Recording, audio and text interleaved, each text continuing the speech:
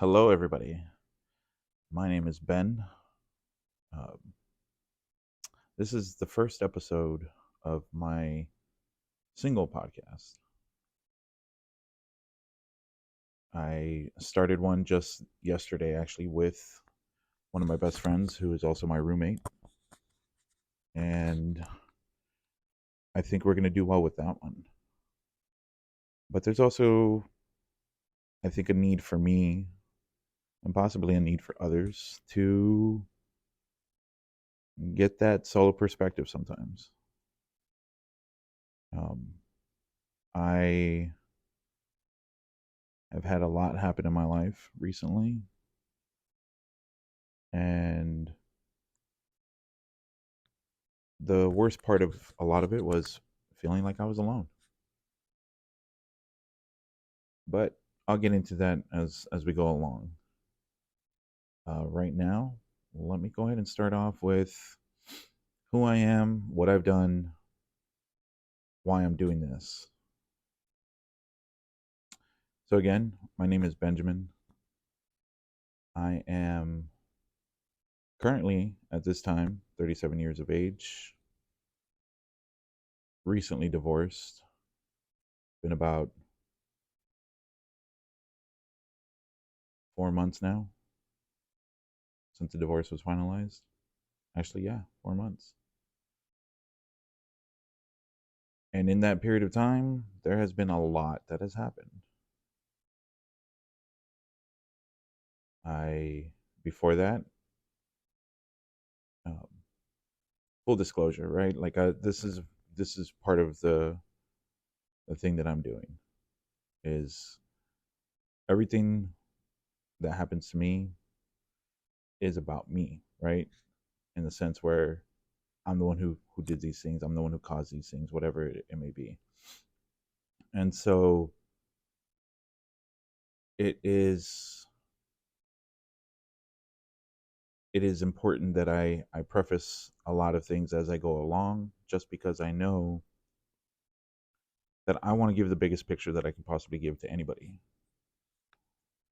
myself included. I am a big picture kind of guy. I will look at different things, try to look from everybody's perspective to figure out exactly what is actually going on. Um, and so I try to provide that for people.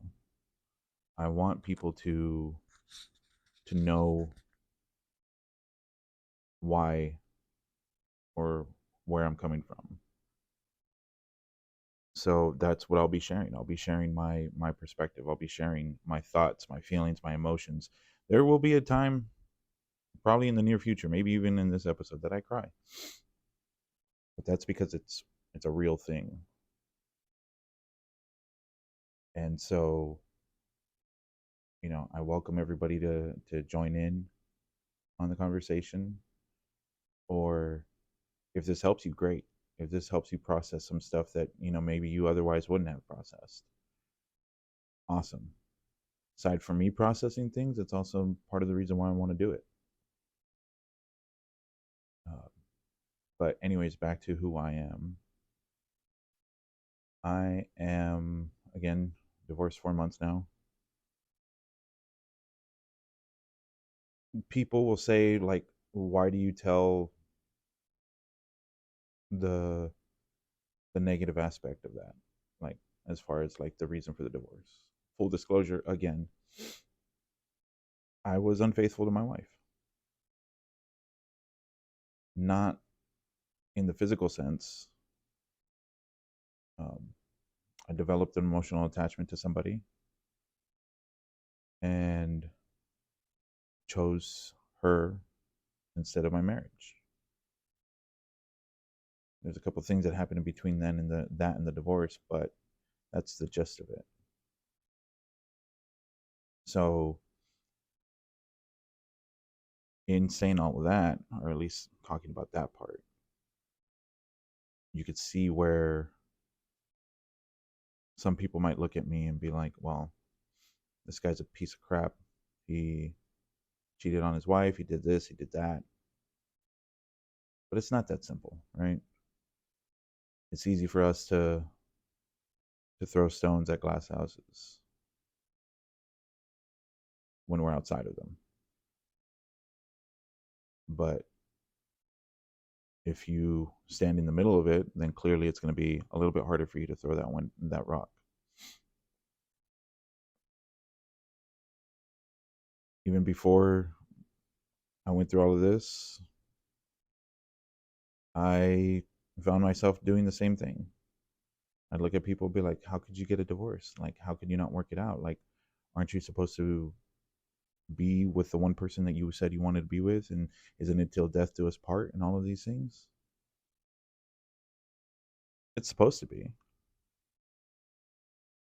But, we're not perfect. So we make mistakes.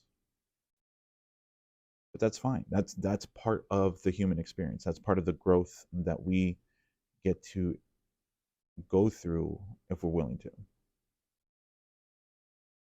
And I'm willing to do it. I'm just willing to put it on camera in front of everybody to see. So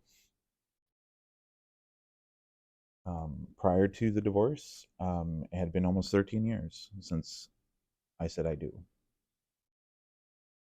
We were maybe 2 or 3 months shy of the 13-year mark when the divorce was finalized. So I was in it for a long haul. I was 24 when I got married. And instantly gained a family. My ex wife is a little bit older than I am, so she had kids from previous relationships. So automatically I became a stepdad. Then by the time we got married, the oldest one had her first kid. So again, instantly I'm a grandfather. Bam, right off the rip. And these are all things that I wanted. I mean, I wanted to get to, right? Because I think every man has that innate grained in, baked in sense of wanting a family, wanting to do all of these things. Mine just happened to be more of a add water and stir type of thing, and I loved it. I still do. I love the kids. I love the grandkids, and so that hasn't changed. Now the dynamic of the relationship has changed a bit, just because I'm the one who effed up. But it doesn't mean that I'm not still.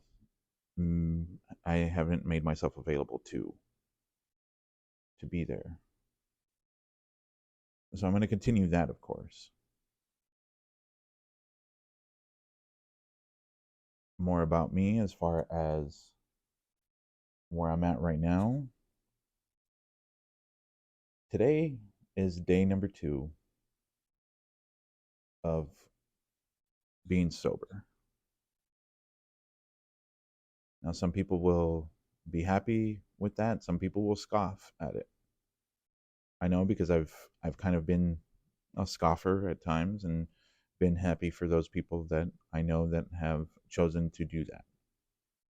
So I've been in both camps.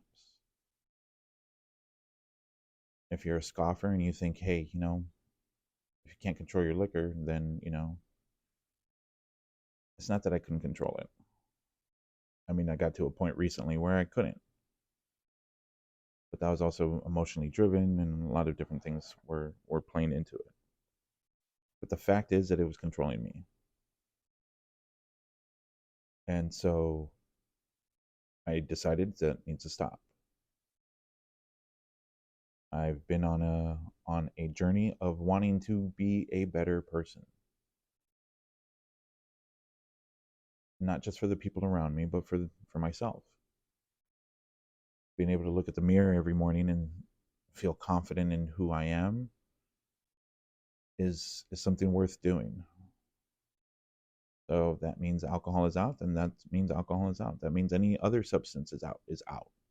I don't want to be of an inebriated mind doing some of the things that I've done recently. I've made some poor judgment calls. Pretty sure I hurt some people. One person in particular that I wish I wouldn't have even contacted in some sense, because of the fact that she wasn't ready. I'm sure as hell not ready. And that's tough to admit.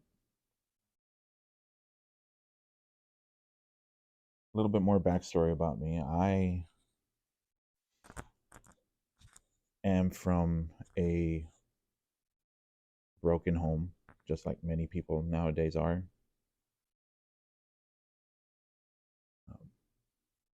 My biological father wanted nothing to do with me.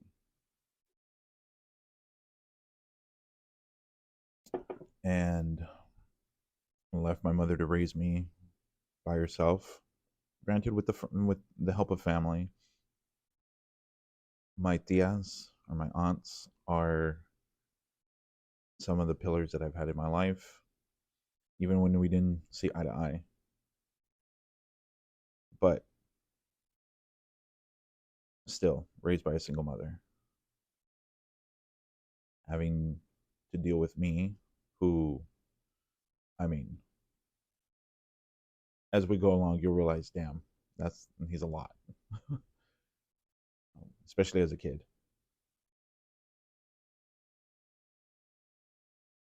Then she married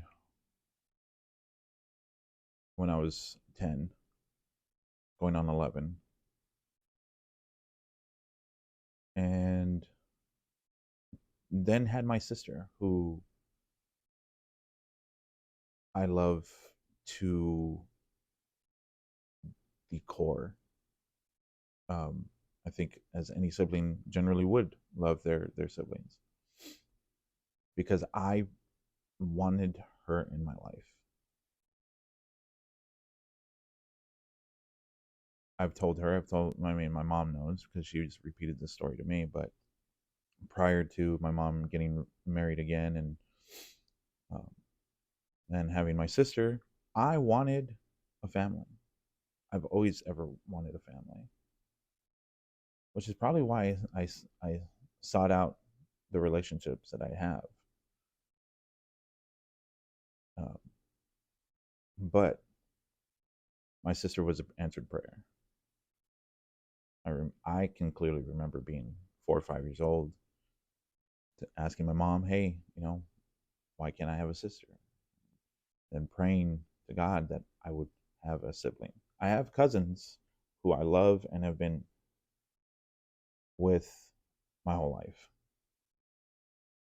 However, for those of you that do have siblings, cousins are great. Cousins are some of your first best friends, but there's something about a brother or sister that will aggravate the ever living shit out of you, or make you feel like you can do anything and everything as long as it's for them. And so that is what I have in my sister. As far as growing up, well, I grew up as a Jehovah's Witness.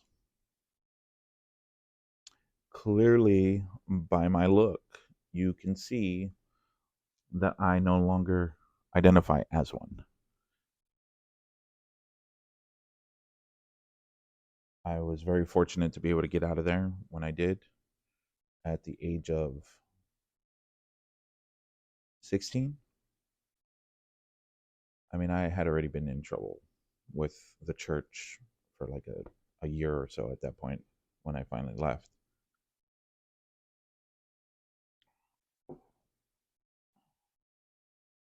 But I talk about that because of the fact that these are the building blocks of my issues,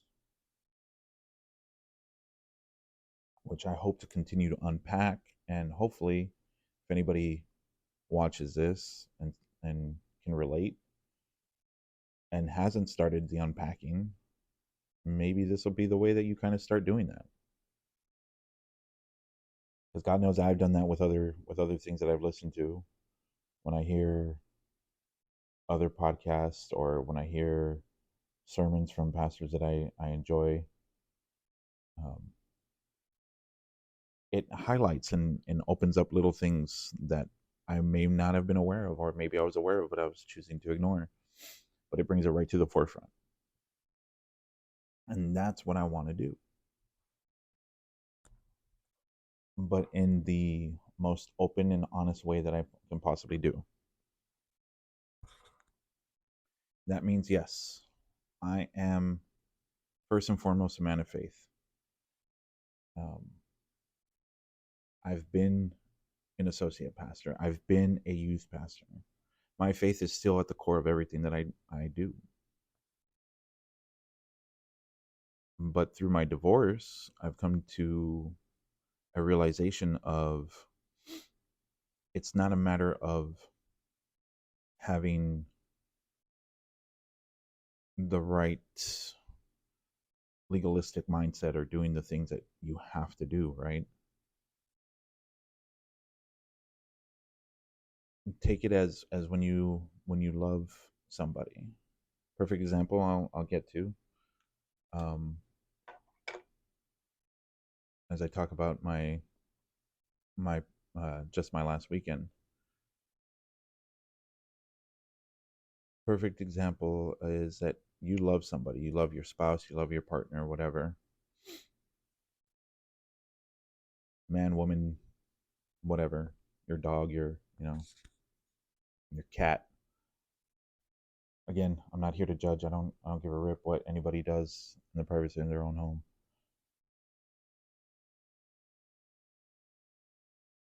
But you do the things that you do out of the desire to either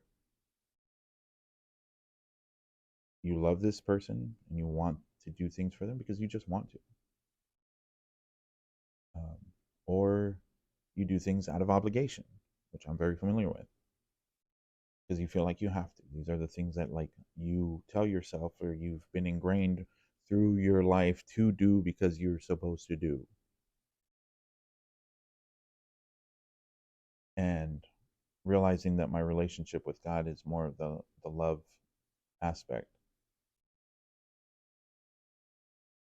I'm doing things that I want to do for for God. And again, I'm maybe starting a whole tangent. Maybe people maybe get turned off on this because I'm hoping to reach a wide audience, but I'm telling my personal experience. Your God can be whatever. You can believe in the big spaghetti monster in the sky. You can believe in multiple deities, whatever. I'm just espousing the things that I believe.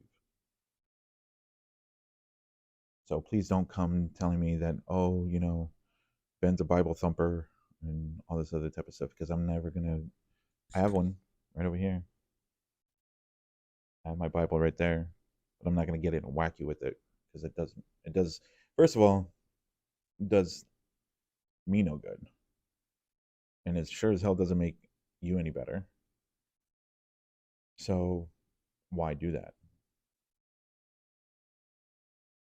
I want to have my relationship with God be my relationship. So I know that I'm going to do the things that I want to do because I know that I'm loved and I love.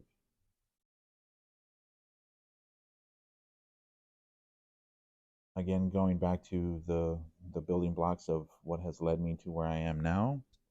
Well, in no shape or form am I diagnosed. Have I really sat to say with a doctor, a professional, other than the few times that I've been in therapy and well, the years of therapy that I've had. Um, but never really diagnosed or provided any kind of medication of all of my issues.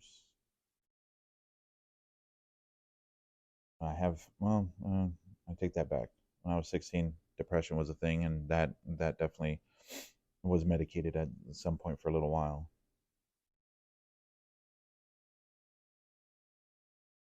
But I'm not here to tell anybody what's wrong with them. I'm telling you my personal lived in experience. At no time am I ever going to say, "Oh, this is medical fact," because I don't know it. I haven't sat down to do enough of the research to be able to say these are the things for sure. I can tell you what I've been told about myself. Suffer from codependency. Suffer from anxious attachment style. Uh, Dealing with abandonment issues and rejection issues.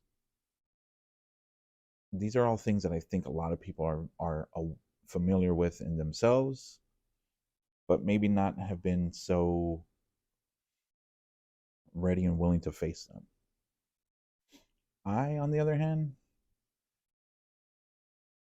I will have fears, and there are times where I will run headfirst into them.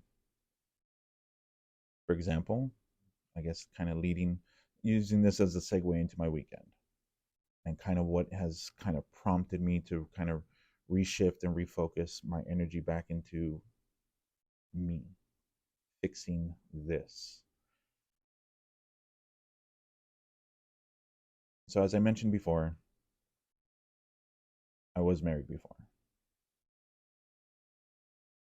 I met this woman who did not try to get my attention, did not try to have me fall in love with her. And actually, quite the opposite. She warned me, don't do it. And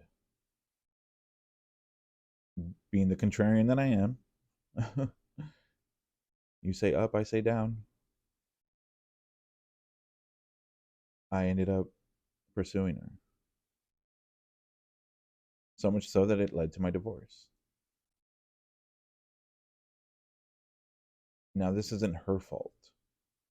These are all actions of my own.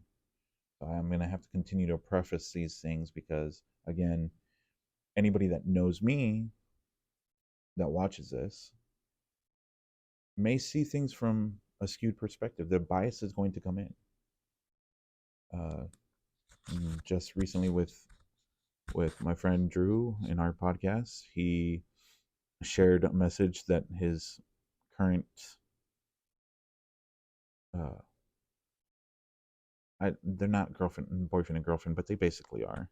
So for the because of the lack of a better term, his current girlfriend um, knew about what I did as far as the my past weekend, and of course sided with me. Like, oh, you did this, you did that, or whatever. Yeah, I did those things, but you don't know the full story because I haven't told it to you yet. In the course of my divorce, I told this other woman we're gonna call her Amy. I told Amy that I loved her, and then proceeded to run away the following day. Just cut tail and run. Not an explanation as to why, not a reason behind it. Just we can't be together. It's not gonna work.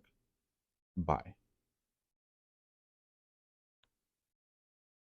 If I sit down and am honest with myself, there's probably a number of reasons why I did what I did. One, I told myself that our belief systems were incompatible. And I played out the worst case scenarios in my head and always got back to a negative result. That's what I do. I overthink the hell out of everything.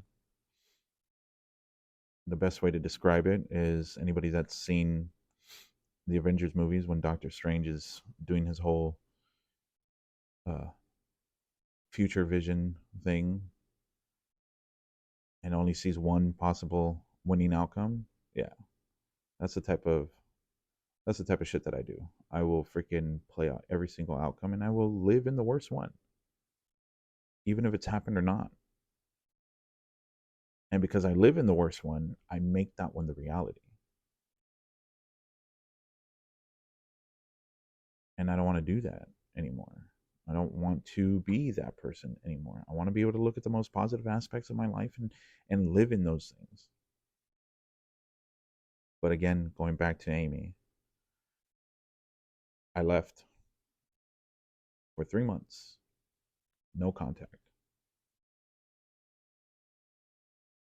Did my own thing in that between that time, just kind of go out on some dates. And mind you, this is right at the tail end of my divorce, which again, not a healthy start, because I didn't take the time to actually sit down and self-reflect and learn and deal with my own issues. I figured I'd just bury them, or that I could figure it out along the way and kind of piece things together. Boy, was I wrong. um, but Amy and I started talking again, and I told her that I missed her and that I still cared and that I wanted to give that a shot. Even to this moment, I still do. I mean, you know, because I know how I feel.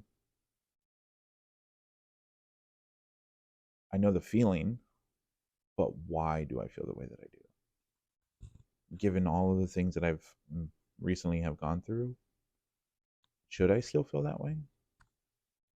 Should I continue to try to pursue something that doesn't seem like it's there for me anymore?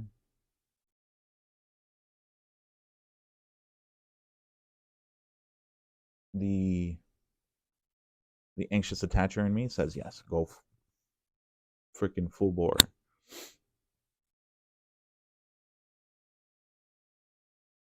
But that's why I'm doing this. Because I don't want to do certain things anymore. Because it hasn't been positive in my life. As I mentioned, I stopped drinking, and this weekend is the reason for it. So Amy lives quite a distance away from me, and I decided, I decided that I was going to make the trip to where she is located. I'm not gonna go into it. I think the other podcast may have discussed where she is, but I don't want to get into that. But I made the trip. I wasn't asked to make the trip. I made the trip on my own and just put it out there like, hey, I'm gonna be here. It was a 50-50 shot, honestly. It could have easily gone where like, yeah, I show up for a few days and you choose not to see me in any single one of them. But it didn't work out that way. We saw each other 2 days out of the four that I was, well, 2 days out of the three and a half or so, 3 days, three maybe full days, because I arrived on Thursday in the afternoon and I had to leave early Sunday. So really just Friday, Saturday, and whatever time we had on Thursday night.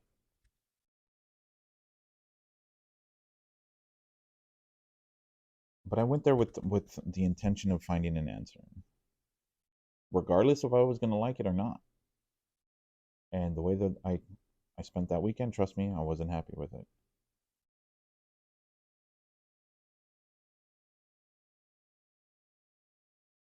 The answer that I received was the true answer. Now I can romanticize it and make it seem like it's more than what it really is, but it's not. Point blank period. being 100% honest with myself, clearly, because there's nobody in this room other than me.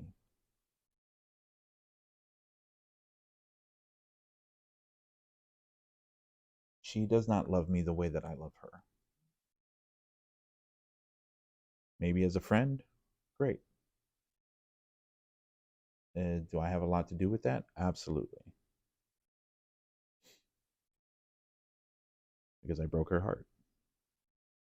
Wasn't my intention to do so on the offset, but that's what happened.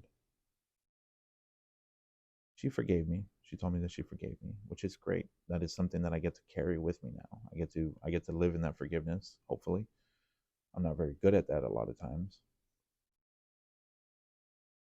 But the fact that she said she forgave me is something that I can put my hat on, at least, and just kind of focus on that part and be like, you know what, she forgave me.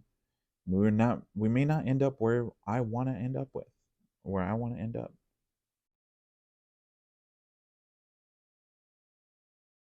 But why do I want it so bad? What is it about me that I'm so insecure about that I have to pursue it in somebody else in order to feel that validation?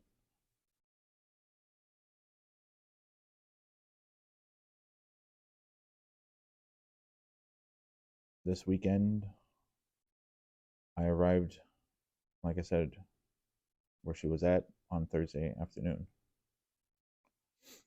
We went out to dinner. Dinner was amazing. I got to stand in awe of her at that moment.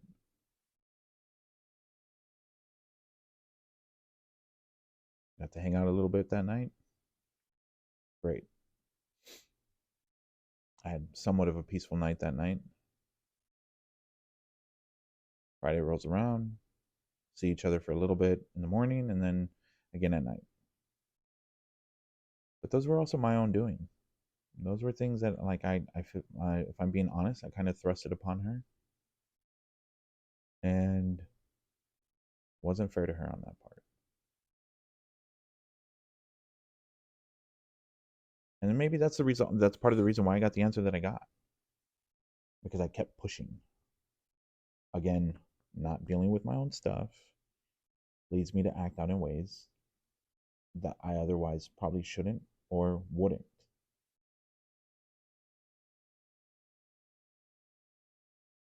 Prior to seeing her at later in the evening, I spent a good time drinking, a good while drinking. Met a lovely couple and talked to them about their life. Respectively, the man is he's almost 90. The wife is almost 80. Married for 48 years. Each of them was divorced prior to this marriage. So seeing the positive outcome or positive aspect of somebody's just probably complete detriment to their normal life and still being able to come out on top is something to be envious about. And I'll tell you that right now. At least it is for me. Because I did tell him, hey, look, I want what you have. I see. They were so cute. They were sitting next to each other, kind of matching flannels, and it was absolutely amazing to hear their story. Sat with them for 2.5 hours roughly. They told me about their lives, about the ups and downs, all the things that they've been through. And only a fool doesn't learn from the wisdom of others.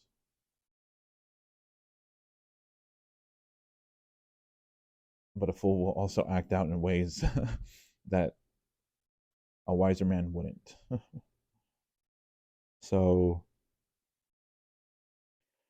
in the process of sitting with them, I was able to sober up quite a bit, which was nice. But again, I made the conscious decision to reach out to Amy to show up when I wasn't invited again. I was not invited.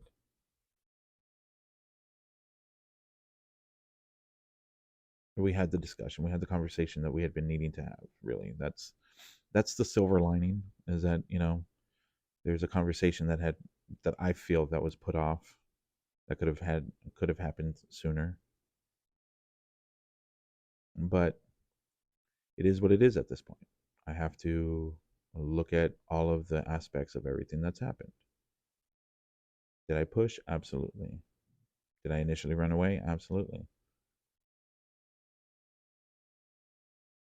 I was both the avoidant and the anxious attacher in the whole course of the past total months, in total since my divorce.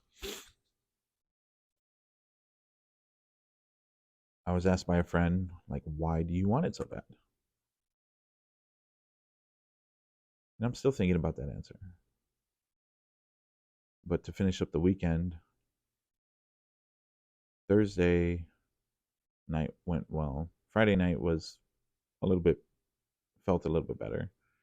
Saturday, though, Saturday was rough because I realized I was going to be alone pretty much the whole time. And the plans that I had made fell through. I couldn't make the trip that I wanted to make in the area that I was in, just because weather permit and weather conditions wouldn't allow for it, really. So I went out on a little adventure, driving around. Absolutely gorgeous area that I was in. Loved it. Would I live there? It's hard to say. um, for the right reason, obviously I would. But if it's broken down to a choice of being here in Vegas and being there, I'm more than likely going to pick Vegas, just because I'm definitely more of a warm weather kind of guy. Full disclosure, I vape. Don't give a rat's ass if anybody cares or not, or has anything to say about it. I'm getting rid of my vices as we go along. Okay, this one will be one of the next ones that goes.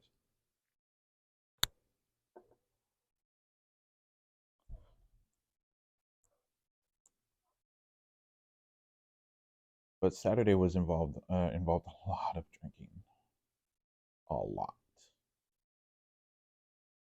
and it made me, well, I allowed myself to act more out of character, clearly, and I made a fool of myself. To what degree, I don't fully know yet, honestly, just because I don't remember a good chunk of that night. I know that I was just a despicable mess. Spent all of yesterday um, trying to recover. I couldn't eat anything until maybe around midnight tonight. Oh, what was that? Did we have a power surge? Yeah, we had a power surge. Good thing this is running on battery and not directly on the phone. I mean, not directly through anything else.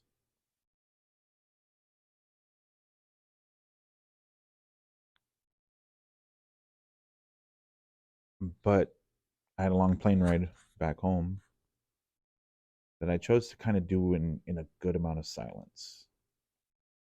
And that's hard because a traumatized person tends to want to activate all the noise around them in order to just kind of ignore the voices in their head.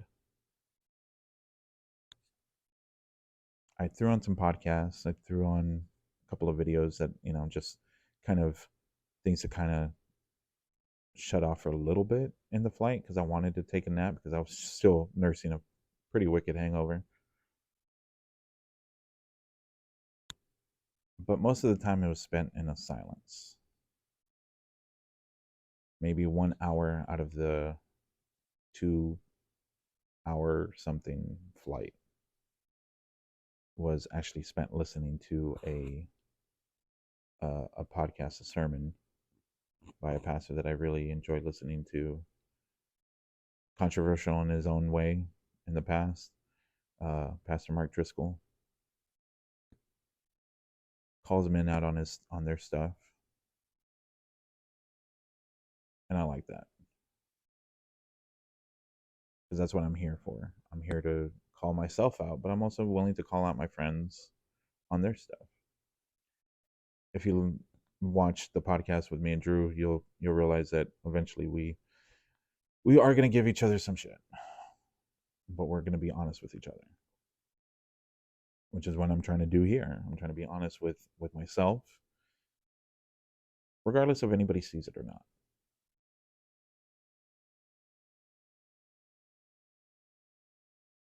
Back to the weekend, though, I definitely do not like who I am when I've been drinking to the extent that I drank. Since the divorce, I started leaning on alcohol a little bit more. Um, I used to have the same problem before getting married. When I was single, that was my go-to. Was I'm going to go to the bar. I lived at the bar essentially. There's You could find me at one of three places during that time, and the bar was one of them. It was either work, home, sleeping it off, or at the bar 5, 6 nights out of the week. Loved going there because made good friends with, excuse me, made good friends with the bartender there.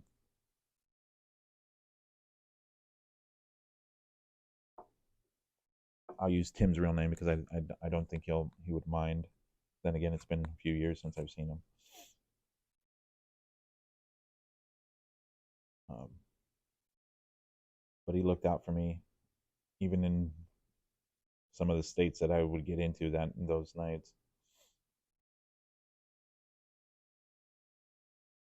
But alcohol has always been my crutch, whether I wanted to admit it or not. When I was married, I told myself I can't do that, so I didn't. Actually, the first year of my marriage, I did not drink any alcohol for the first year because I knew that I was coming off of a problem. But I found other vices, struggled with pain meds. Um, it was all in an effort to dull the things that I wasn't wanting to deal with. So that's why I've decided I'm going to go alcohol free. Today, this morning, I woke up, told Drew that, hey, that shelf of alcohol, either one needs to go or is getting poured out in the next 10 minutes. And I poured out everything that I had. I even looked through different cabinets to see, make sure that I had nothing in this house that I could pour into a glass or just drink straight up and numb myself out again. Because that's what I did this weekend. Because I didn't know how to deal with my own shit. I didn't know how to deal with the answer that I heard. I didn't know how to deal with being able to process and mourn something that never really came to fruition. Like, yes, I want that relationship with Amy. I still do. But we never actually had that. And I have to mourn what was and what could have been. And that's, I think, the hardest part for me. Because again, going back to all of the previous traumas, I'm looking at it and saying, like, well, if you don't want me and I feel the way that I feel about you, then who would? Because clearly the people in my life that I associated the most with some kind of love didn't want me either. the scars of feeling abandoned or undesired by my biological father definitely have played a toll. Have I fully forgiven him? I believe I have. But it still doesn't negate the hurt. It doesn't negate the effects of knowing that one, you were unwanted. And if it would have been up to him, I wouldn't even be here. So that type of stuff sticks for a while. And that's the first shatter point of everything. So now I get to go back through this method and through others as far as therapy and the books that I'm listening to and reading, and be able to go back and fix that. Take the glass repair kit and fill in everything that I possibly can. Is it going to be 100% perfect? No, clearly not. Just like crumpled paper never is ever going to be fully flat again. You can iron it out, you can make things look pretty good, but you're always going to see some creases in there somewhere. But those creases are the healed parts. I'm working on getting back to that. And alcohol doesn't help, at least not for me. Drugs don't help either. Again, these are just states of inebriation that I don't need in my life right now. I may never need them again or necessarily want to use them again. I don't I don't condemn people that do. I mean, up until recently, I was, partaking in some vitamins, and I have thrown out the stuff that I have associated with that too. Not only did I pour out the alcohol, but I threw out everything else that would lead into that vice. Any state of inebriation that I could possibly be in, I don't want it right now. And again, I may never want it again. This sober, alcohol free life may be something that I choose to do forever. Maybe something that, you know what, in a couple years, after I've dealt with a lot of stuff and, you know, there's a reason for me to celebrate. Maybe. The I can't say. But I can say that right now I don't want it and I'm not going to do it. Because it is a freeing sense. But at the same time it isn't. Like, again, I woke up this morning determined to get rid of the alcohol in my home. And when I tell you that I was shaking,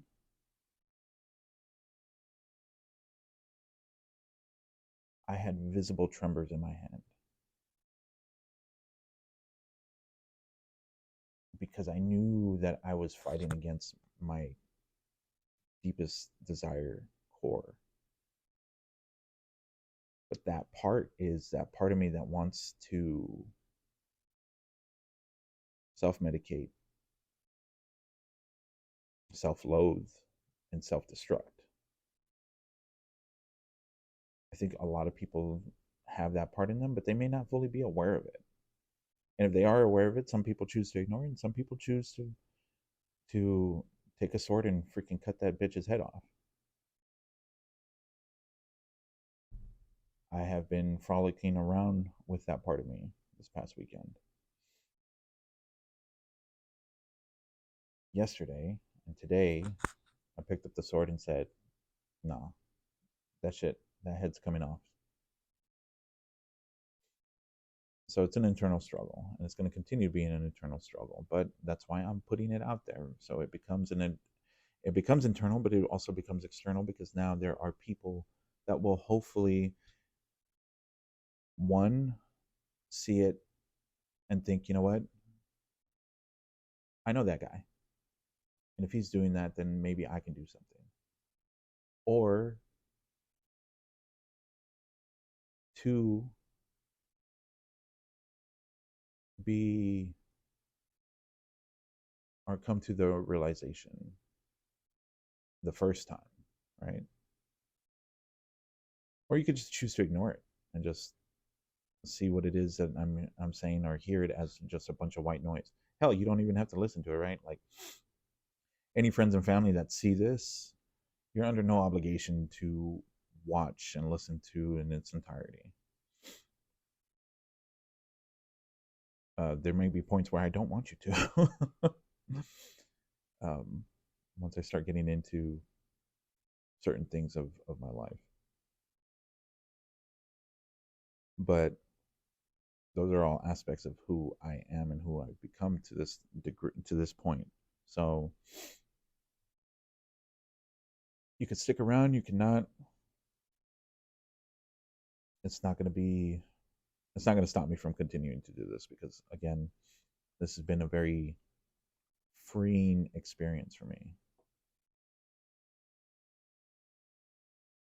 Putting voice to mic and recording my thoughts and my emotions, my everything.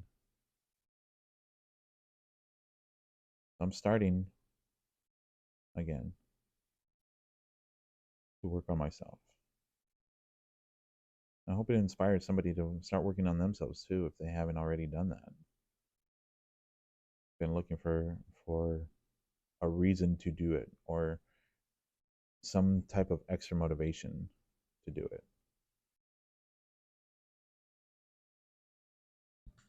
Because we as people, yeah, we want to isolate sometimes.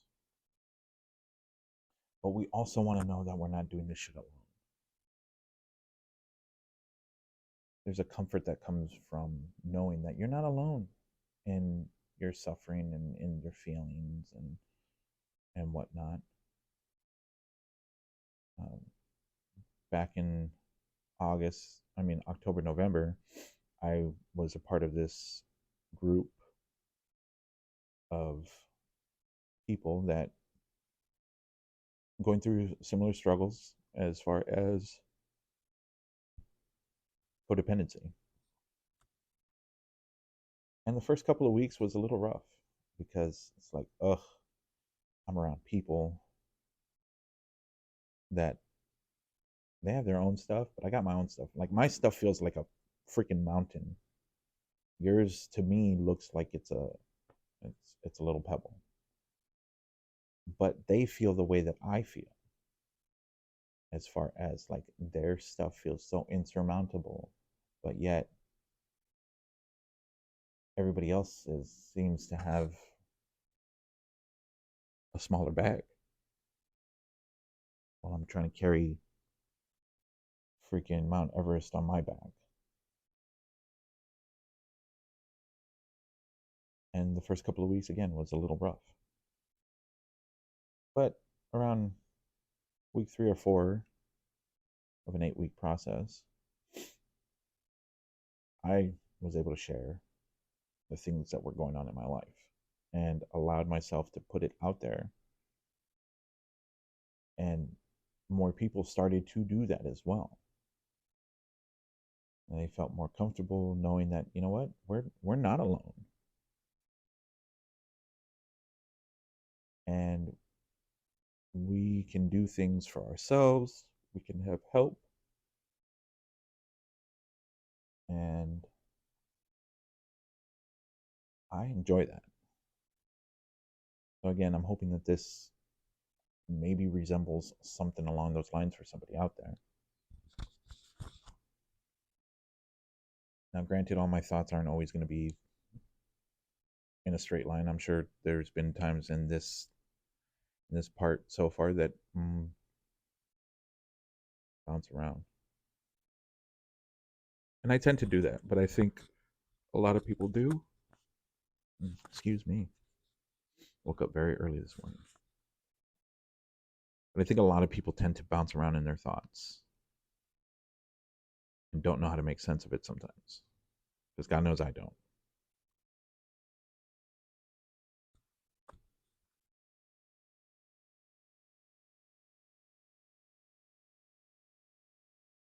But again, I have to ask myself, why am I doing the things that I do? Why do I want the things that I want? And why am I so freaking stubborn as to push and push? I've prided myself in my stubbornness. I have, which is not exactly the best thing to be proud of. Because stubbornness can be good. You can hold your ground. You can stand on your own thoughts and convictions when you're that stubborn. But at the same time, on the flip side, you can be so stubborn and not move when everybody is telling you there's a train coming. Get off the damn track. And you can fool yourself into believing that you're stronger than the train. That I can stand there and one, the train's either going to stop before it hits me. Or two, if it does hit me, I'm strong enough to take it. And both of those are wrong. Life is the train. It will not stop for anybody. It will barrel down on your ass so quick if you're not quick to heed that advice and get out of the way. And look at it for what it is and build off of that. Because life is a lot of different things all at the same time, right? Like you got a lot of happy things going on at one time, and then you'll have sad things that happen at one time or at another time. I myself am a freaking roller coaster of emotions,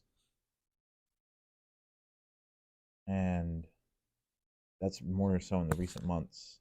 Like I've always been the emotional person in my family. My family knows, you know what, if you tell Ben, just take it slow when you talk to him about whatever possible emotionally triggering thing can be going on, because I don't have the best track record when it comes to dealing with certain things. And so, but I also suck at dealing with my emotions. I'd much rather just stuff it all in, tuck it away, and just be as stoic as I possibly can. And again, I'm the most emotional person in my family. So that just lets you know that the tree that I come from is absolutely shit with emotions. I don't know how to handle mine all that well. Um, but again, that's what I'm gonna do. What we're doing here, right? We're learning.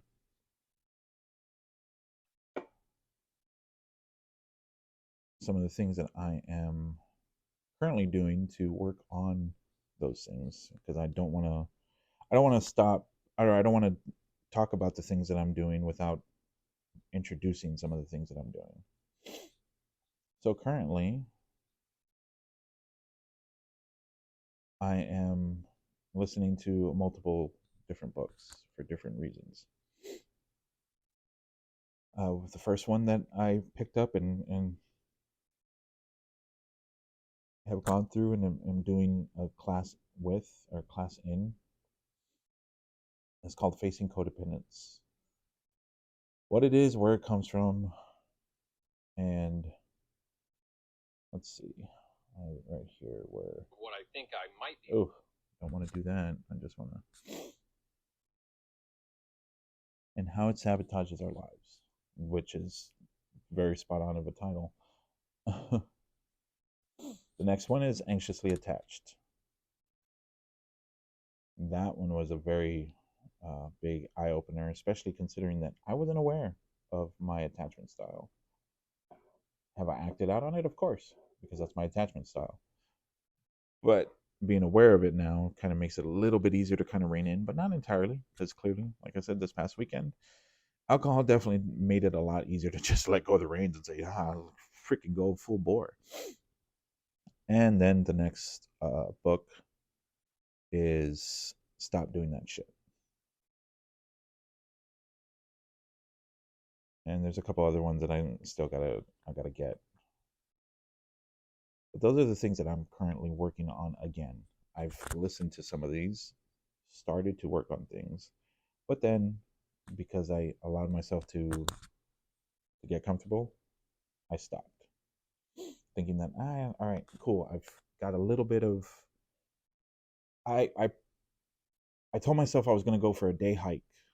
A hike that was gonna take literally a whole day, where I would go out for a few hours and come back in that equal amount of time. So I would, metaphorically speaking. But what I did with my initial onset of working on things was, all right, cool. I'm going to go on this trip. I'm going to go on this hike, but I'm only going to take one bottle of water and one little snack size pack of trail mix. Great. First little while, that's enough. That is good. Maybe the first mile, the first 2 miles, that can handle. But I told myself I'm going for a 30-mile hike in total. Clearly, I was underprepared. So I don't want to leave this without putting some stuff out there for somebody else to consider reading or listening to. Maybe that speaks to you. Maybe you're the avoidant attacher. There's books on being avoidant. There's other books about other possibilities of things that you may be facing. Whatever it is, listen to it. Put it in your ear and continue to recite it over and over and over again until it becomes naturally ingrained in you.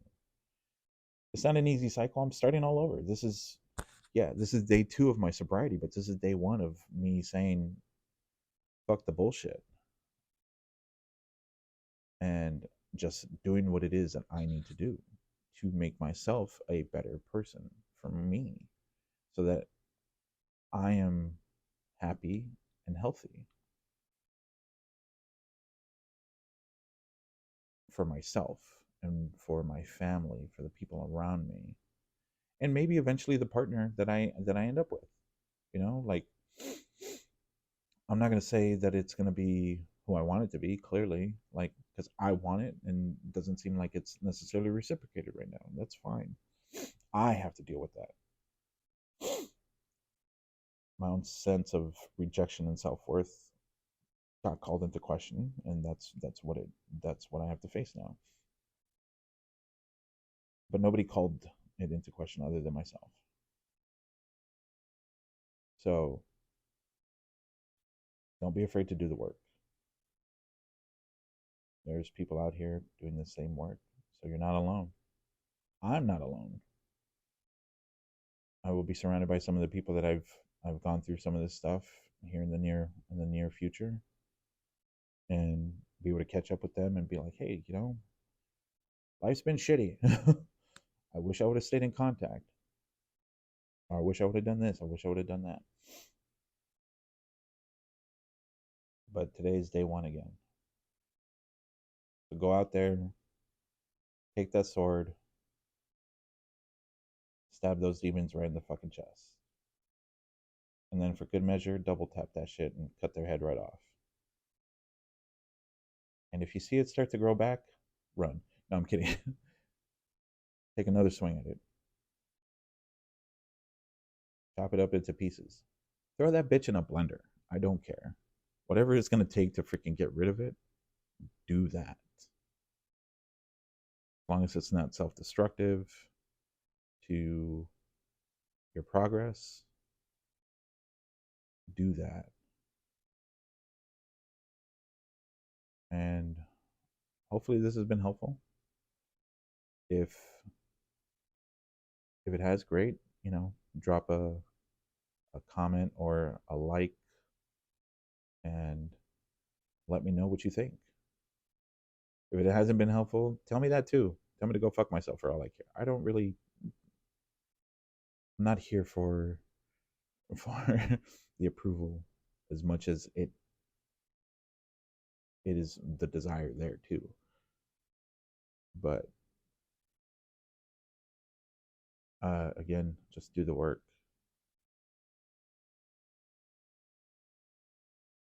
I hope